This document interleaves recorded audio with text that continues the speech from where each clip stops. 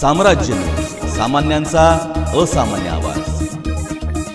महाराष्ट्र इमारत व इतर बांधकाम कामगार कल्याणकारी मंडळाने बांधकाम मजुरांसाठी मोठा दिलासा देणारा निर्णय घेतला आहे। 13 ऑगस्ट 2025 रोजी जारी झालेल्या शासन निर्णयानुसार आता बांधकाम कामगारांना नोंदणी आणि नूतनीकरणासाठी कोणतेही शुल्क आकारले जाणार नाही। यापूर्वी नोंदणीसाठी 25 रुपये शुल्क होते, जे पुढे कमी करून फक्त 1 रुपया ठेवण्यात आले होते। मात्र आता हा शुल्काचा नियम पूर्णपणे रद्द करून नोंदणी व नूतनीकरण संपूर्णपणे मोफत करण्यात आले आहे।